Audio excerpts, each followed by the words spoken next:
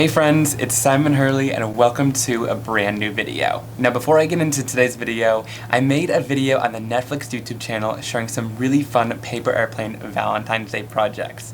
I'll leave a link down to that down below in the description box so you can check it out after this. I just love how cute they are and how they turned out. So now today I'm going to be creating a fun Valentine's Day project, kind of a card making process video where I go a little bit slower and walk you through the process of a fun double masking technique. So without further ado, let's get into it.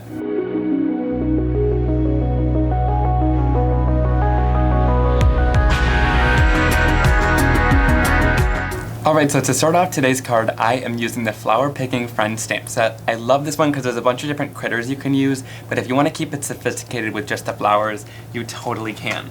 So I'm going to go in today with my Misti stamping tool, and I've already kind of lined things up. I want to use this lily. I've got my card base down, and I've kind of centered it in the stamping tool here. So I'm going to place my magnet down and press this down. Alright, so I'm going to stamp it in some jet black archival ink because we're going to be doing a couple of different techniques with water-based inks and stuff. So if I add any water, this is going to be waterproof. And press it down. Perfect. Now I don't do a lot of masking, but for today's masking paper, I'm going to be using Gina Masking Magic. I like this paper because it's got a little bit of a kind of coating to it, which is nice for when you're ink blending or adding water. It holds up really nicely. So I'm going to ink this up and stamp it down on the masking paper, kind of in the corner so I don't waste any. And this is going to allow us to mask off the flower nicely. Now I usually heat set it for just a second to make sure the ink is nice and dry, and then I'll go in and cut it out. So I'm going to be using just my Fiskars Spring Assist scissors. If you guys struggle with fussy cutting, I highly recommend these. They have a nice spring system in them so that your hands are never going to get tired, and then I also just kind of move my paper instead of my scissors, and that gives me the best fussy cutting effect. So once this is cut out, we can go in and slowly peel off the backing paper. Alright, so once that's all peeled off, we can go in and add this down onto our card. And you just want to kind of carefully line every little area up and add it down onto the card. Perfect. And then give it a little bit of pressure here because we're going to be applying different inks and mediums on top, and we want to make sure it stays down nicely. Alright, now moving on to die cutting. I'm going to be using this heart die from Brutus Monroe. I just want this big outline, but you can use any heart die that you guys have in your collection. And then I'm going to grab another piece of that Gina masking paper and just lay it right in the center because we're going to be creating a big heart mask that we can do some blending through. And then I can run it through my die cutting machine. So that gives me a solid mask that I can use on another project, but also this outline, and this is the one we're going to use for today's project. Alright, and again, peel off the masking paper for this heart. And there's a couple different pieces on the sheet. Alright, and then I'm going to center it up kind of with the stem here to make sure that everything's nice and centered, and then I'll start pressing everything down. Alright, so now the flower is masked, this heart area is masked off, and we can work on what we want to do inside of this heart. Alright, so I'm going to do a little bit of ink blending, starting off with a little bit of bee sting, and we're going to start off at the top of the heart here and start my blending. Now I found that this masking paper kind of grips onto the blending tool a little bit more, so it's not super difficult, but you just want to be kind of aware of that as you're blending. You're going to get a little bit more pull.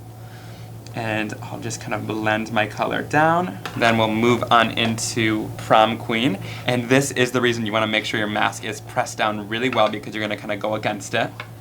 And bring this color in and start our blending here. I just love how those two colors blend together. And then last but not least, we'll go into Guppy here and start blending that one out. And I just love kind of that pink into orange transition that you get there. It is just stunning. And then when I go over that pink again with this orange, it should kind of help blend those colors together. Alright, now you could totally leave the background like this. I really love how that looks and how bold it is, but I'm going to bring in a stencil and a little bit of glitter gel to step it up a notch. Alright, so I'm using the Lou stencil from Simon Hurley Create, and I'm going to make it kind of follow along with the heart pattern by just tilting it at an angle to make it go along and follow those same lines. So I think that's looking good, and we can just tape this down onto our card. And I've still got all of the masks down for this. I didn't peel up any of the masks because I want everything to still be covered. Alright, now my favorite way to apply glitter gels, like this one from Gina or any other glitter gel that you might have, is to take it with a mini ink blending tool, and I go in here and kind of scoop a little bit out with the blending tool like this, and you should have some on there.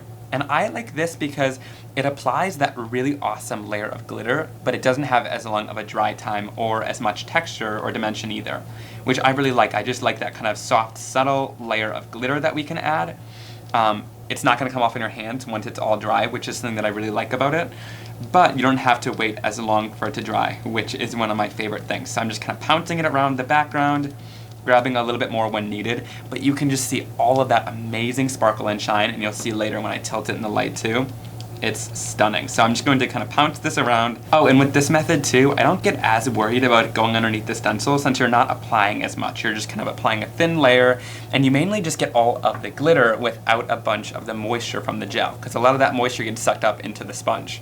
So we'll peel off the stencil here, and look at that stunning background that you get.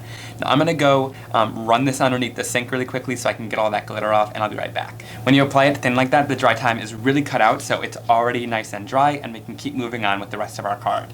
So now I can peel off the mask. This is like the reveal. Oh my gosh. So stunning. I love how this turned out, and I'm gonna keep this mask. You can put it right back on the backing paper and reuse it over and over. And I just love this masking paper because I don't have to worry about it ripping my cardstock. It stays down just enough, but it's not going to rip anything. Oh my gosh, just stunning. And when I tilt it in the light, you can see all of that amazing glitter that came in there, and it doesn't rub off on my fingers. All right, now I want to just add the smallest amount of color to that flower to give it a little bit of shading. So I'm going to go in with some of the bee sting ink onto my craft sheet here, and also a little bit of Tropical Tango for the leaves. I've sprayed some water onto my craft sheet, and then we can pick it up with our brush here. So when I'm watercoloring and I want things to fade out really easily, I'm going to go in with a layer of water to start out with. Kind of just from that center of the flower is where I want most of that color.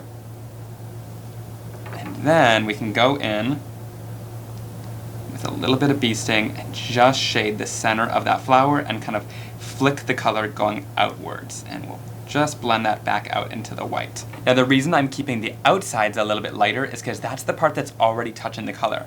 So I don't need to add any extra color to that area. And then I'll go in and just add the slightest bit of color to both the leaves and the stem. And again, we're keeping it the majority of it white. We're just adding the slightest little hint of color so that it's not too bland. Alright, so when I'm planning my sentiment, I like to grab out the set that I'm going to use. Here I'm going to use the Sentimental Flower set, and you can see this one is well loved. And I just like to go in with my sentiments and kind of test things out, and I really recommend this. Here I want to make a Valentine's Day card, so I'm going to grab the I love you, and that fits like perfectly in that corner there. So I'm going to grab it, and we're going to put it in my Misti stamping tool because we've come this far and we don't want to ruin the card now. Just going to nestle that sentiment down in the corner there. Press that down, and then we can go in and do our stamping. I'm going to again stamp with just a little bit of the Jet Black Archival ink. Press it down. And we'll do it one more time. This is why I love having it in the Misti, just in case if you want to stamp it again to make sure that it's a little bit darker. Perfect. Alright, I just love how this card turned out today with all of that fun shimmer and then that fun double masking technique to create the heart and keep that flower nice and white. I hope you guys really enjoyed this video and will give it a big thumbs up, and also click that subscribe button down below so you never miss another card making and crafting video like this one from me. Alright guys, I hope you have a wonderful day, and I'll see you very soon. Bye!